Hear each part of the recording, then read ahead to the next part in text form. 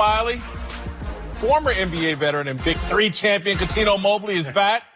Let's talk Duke star Zion Williamson, who grabbed headlines last week after injuring his knee in a high-profile game against rival North Carolina.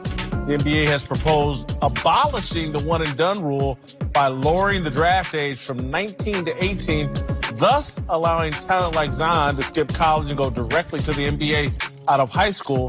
Any rule change would need to be collectively bargained with the Players Association. But Mavs owner Mark Cuban is raising a red flag, saying, quote, the really bad unintended consequence is you're going to see AAU programs and parents push harder to get kids featured, maybe at the expense of their education, maybe at the expense of really learning how to play basketball. There's going to be a lot of people pimping none and done, and you're going to see a lot of kids fall hard and be ineligible, all kinds of issues. I think Mark Cuban raises a legitimate concern, and I think there'll be other ramifications from this. Again, I'm crystal clear on this, and I don't think the one and done or the none and done is the right thing. I wish they would figure out a way to pay college players real money to stay in college. I think there will be ramifications from this. Stopping short of finding a real program that provides value for those who are staying in college for that experience, that education, I will say it should be none and done. Until you can find that system, because I think that would be optimal. The reality is one and done does nothing but stop a guy who's potentially prepared for a professional experience and not allowing him to have that. So I say none and done. I want you to have a high school diploma just because I want a minimum standard in terms of citizenship and standards met in terms of education before you enter the NBA. But there have been countless guys who went none and done and been great for the game and great off the court as well. So until they can figure out something that's going to really allow these guys to grow in their collegiate experience on, off the court, and monetize it, none and done. If you're ready, go pro. The funny thing is I understand both points. And being a basketball player, not fortunate enough to leave high school, right, to go straight to the pros.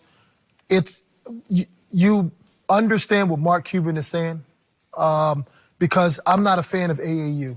I don't think they teach you how to play basketball, right? I think it is more of a pimping kind of thing for a lot of the kids.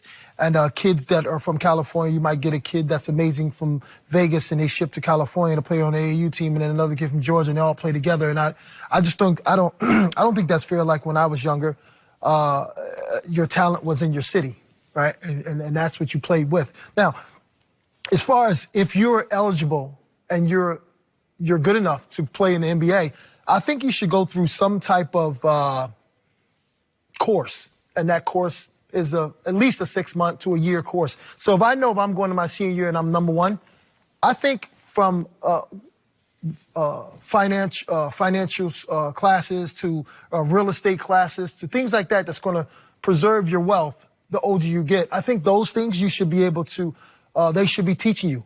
The NBA PA, they teach that stuff. It's where the guys pay attention. Well, no, that's when you have the money already, right? That's orientation when you're already there. Yeah. We're talking about in high school. I think there's things in high school that just for everybody, but especially athletes, they should be learning those little things like that because that can preserve your wealth when you get to that point. Now, you know, being paid in college is great too. But you need the experience to map on to so you can really internalize that. Because like you said, we had that as well in the NFL, and you go through all those courses of education without experience, and you don't know where it lands. Because one, I want to go through this process and do it my way, and it may not be necessarily the way that the former player did it, and it may not be a way that gets me in harm's way. But it's still, the education just kind of gets drowned out because I have nothing to map it onto. Right. So it has to be a continual process.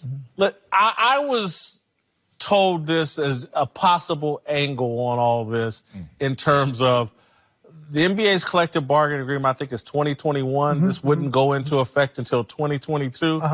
Guess who has a son who will be 18 in 2022? And eligible to go straight from high school to the pros. LeBron. And that perhaps is a little bit of the driving force of the removal of LeBron wants to play in the NBA with his son.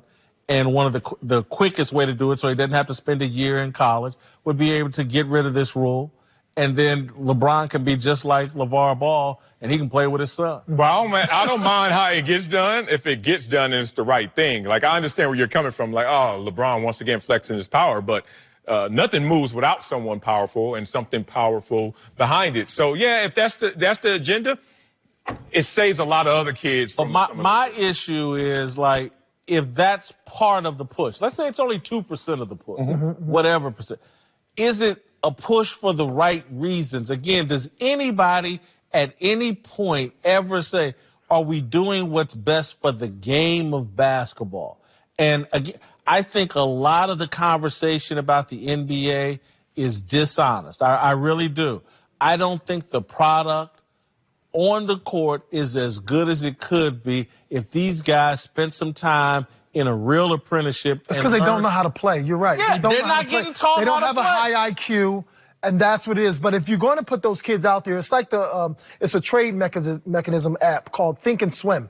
And you go to Think and Swim first to learn how to trade with fake money until you go to the E-Trade or the Ameritrade. You do that first. So I think you have to set yourself up, especially because you're going to have a certain amount of money, whether it's the G League, whether it's across seas, or whether it's the NBA. You're still going to have some money, and if you're good enough, it'll be the NBA. But I think you need to set yourself up in those type of situations first. Well, I mean, look, Kobe was great for the game. LeBron's great for the game. Talking about the there's flips. There's a flip side to that coin. I respect that. Robert Swift. Ooh, what happened there? Kwame Brown. Like, there's flips to the coin, but you got to get a guy the opportunity. But again, I'm talking about just we can talk about Kobe, LeBron, and KG, the best of the best. Right. But I'm talking about, what about the mid-level players that do have 10-year careers in the NBA that don't know how to play this game, don't know how to prepare, don't know how to compete? Again, that's a lot of the things you learn in the college experience. What blew my mind going from high school to college was like, I thought I used to work hard. And then I got to college, I was like, holy cow, I was doing nothing.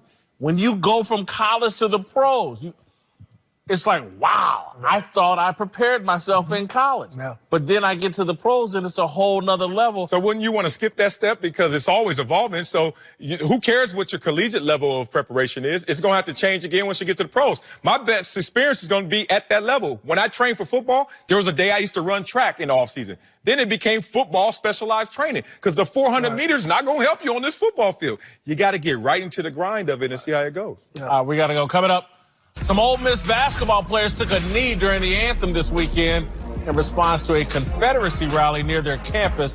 I'll tell you how this could have been handled differently. Next!